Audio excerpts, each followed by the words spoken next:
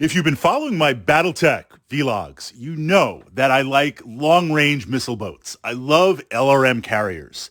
We all have this player personality. There's just something about real-time putting down hundreds and hundreds of long-range missiles a turn.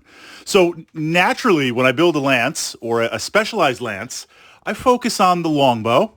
It's got some bite. It's got some good missile output. I focus on the archer. I focus on LRM carriers. But within the inner sphere, and we're going to be pulling in a little bit of lost tech, a little bit more advanced tech. That's the great thing. You can combine the timelines, and certainly whatever aspect of Battletech you're playing, you can incorporate, and you should incorporate various mechs.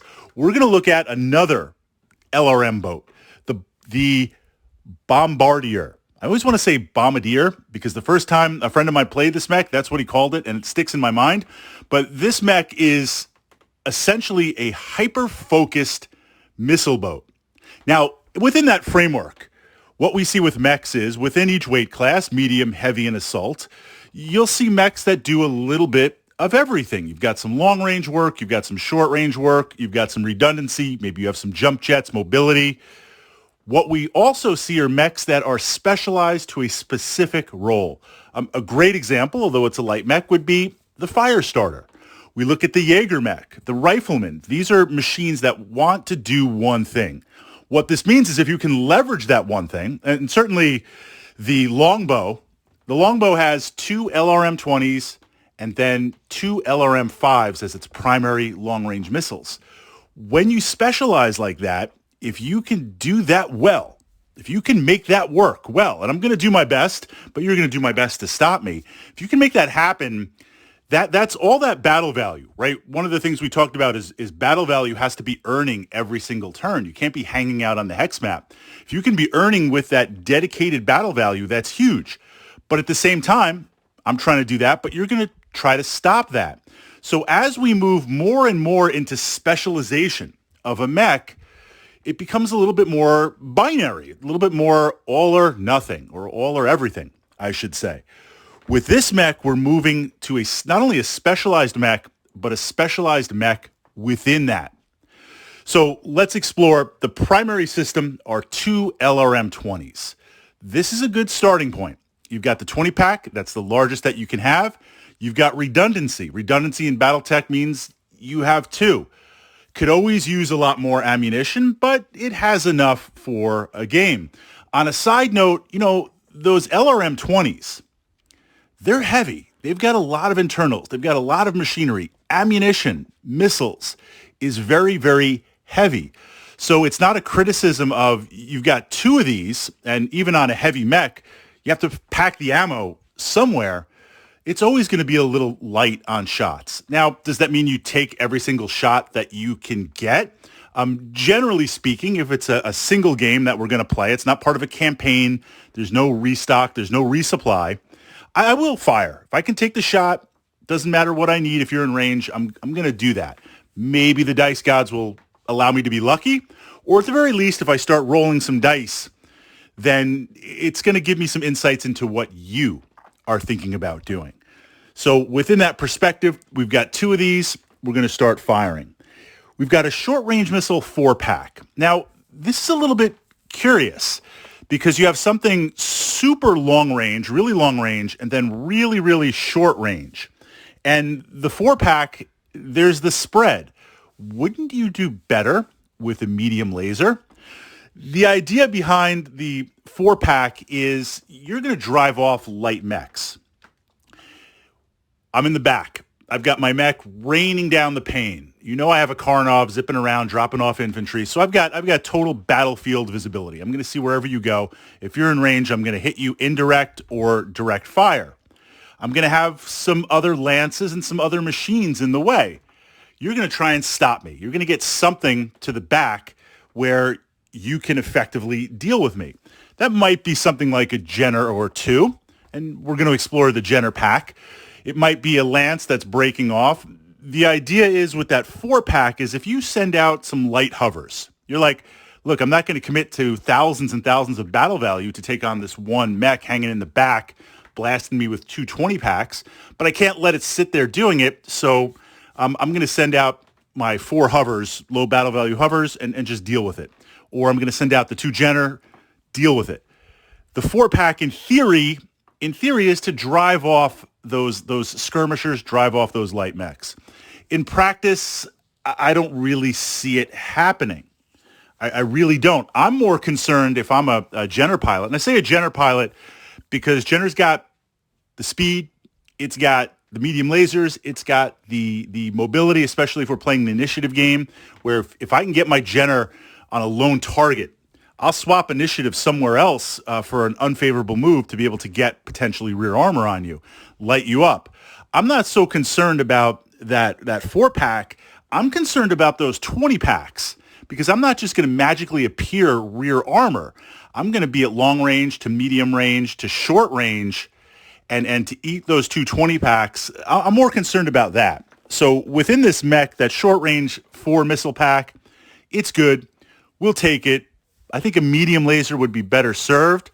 Or somehow if we can work some magic and not get me more ammo, but maybe get me a 5-pack, LRM 5-pack. But here's where things get interesting, because so far I can get kind of the same thing with the longbow. Or if I want massive longbow, well, the difference is also I'm trading battle value and weight. I'm getting a heavier weight class with the longbow. But let's bring it down a little bit, keep it within the heavy to heavy class. If I'm looking at the Archer, I've got those 220 packs. I've got the 220 packs on this mech. I've got a brace of medium lasers. What's the difference? Well, the specializing on the specialization. What we have here, 2 things that set this mech apart. Then we're going to try and look at how to utilize it. First, you got case standard. So this means if it goes to internals and you take that hit, you're not going to ignite and explode and be a pair of smoking boots on the hex map. I could counter that in saying, if I'm taking a lot of fire and things are going wrong, I mean, I shouldn't be taking that. Yes, absolutely. I should be doing my best not to be taking fire on this mech, and I should just be punishing you with LRM 20s all the way.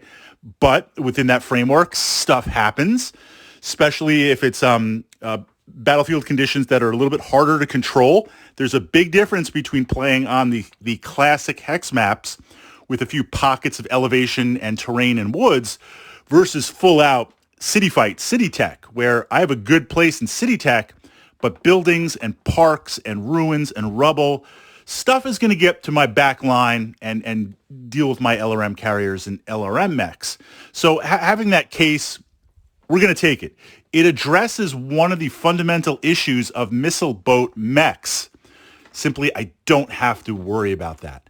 The second thing that's interesting is a little bit of lost tech that we're incorporating.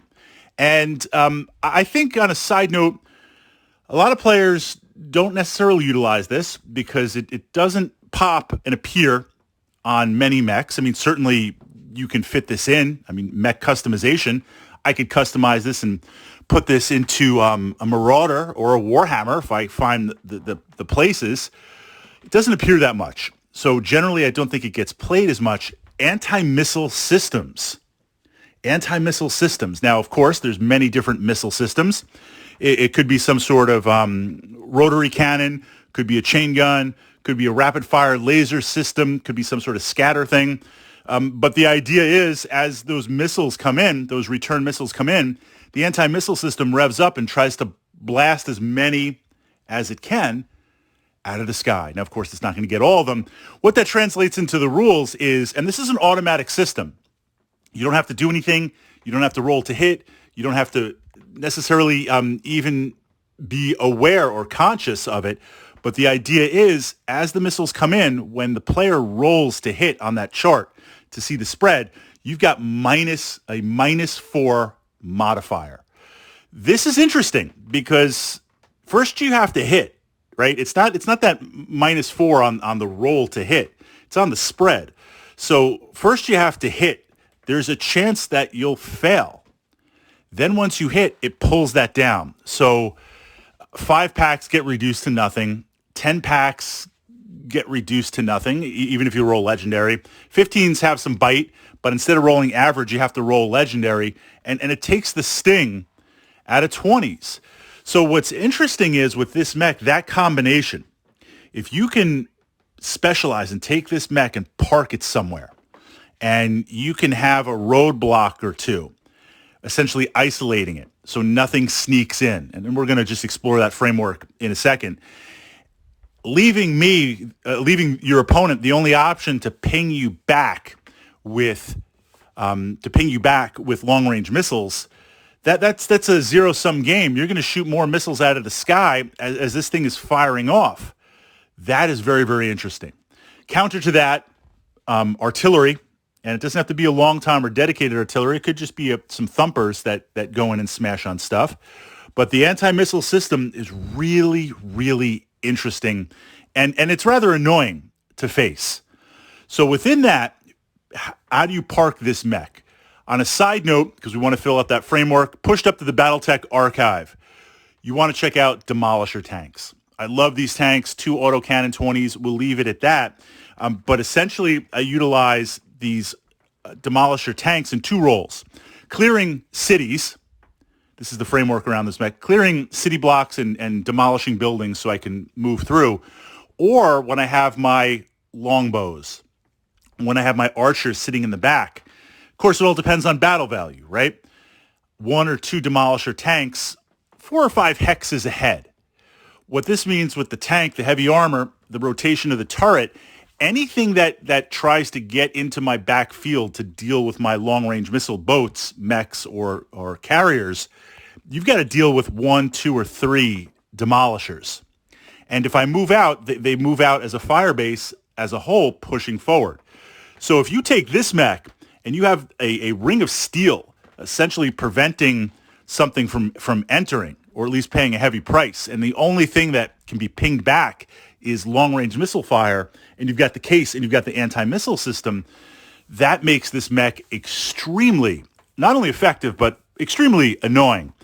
A cheaper battle value ring of steel around something would be infantry. Generally speaking, if I do that, right, because it's all battle value. If I've got a lot of battle value, I'll take the demolishers. I'll take multiple LRM carriers. If it's lower battle value game, I can still achieve the same effect by taking 1 or 2 LRM carriers and replacing the demolishers with infantry. When I replace them with infantry, generally speaking, I will not go with jump infantry. I will not go with goblins to deliver them, or APCs, or Karnovs. That's a different focus of infantry. These are going to be static groups. And I want big, big numbers. I want big swarms. I want multiple bases, not only as an initiative sink to burn, because they're not going anywhere. So when it's my turn, I burn those. I don't do anything. It forces you to move your key pieces. Then I get to move my key pieces. But secondary to that, it's just this web of interlocking fire where you're just going to eat like tons of missiles and laser shots as you move in. So the question here is, a specialized mech that we see in Battletech, but you're really playing that specialization. Generally speaking, I think you can get similar results with the Archer and have a little bit more flexibility because you've got the medium lasers, you've got good armor, you could punch and engage in physical attacks. If we're going to start to go to specialization, we are jumping from a heavy to an assault mech with the longbow. But if I'm going to go real specialization and I'm going to force you to adapt to that and I want to pour battle value into that, then this is the mech to do that with the LRM 20s. We'll pocket the SRM 4 and that anti-missile system.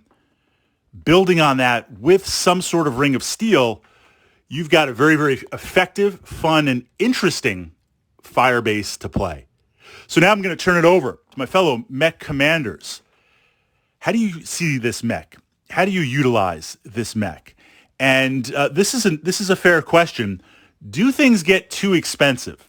When you want to make something work optimally and it doesn't work by itself and now you have to buy Demolisher tanks or buy infantry, do you say that, look, the battle value just becomes too much? It's piling up too much battle value to try and do something. I like the mech. It's cool, but I won't take that. I won't have the ring of steel. I'll pump it into archers or I'll pump it into something else utilizing that perspective. Agree or disagree? How would you go about building and playing that?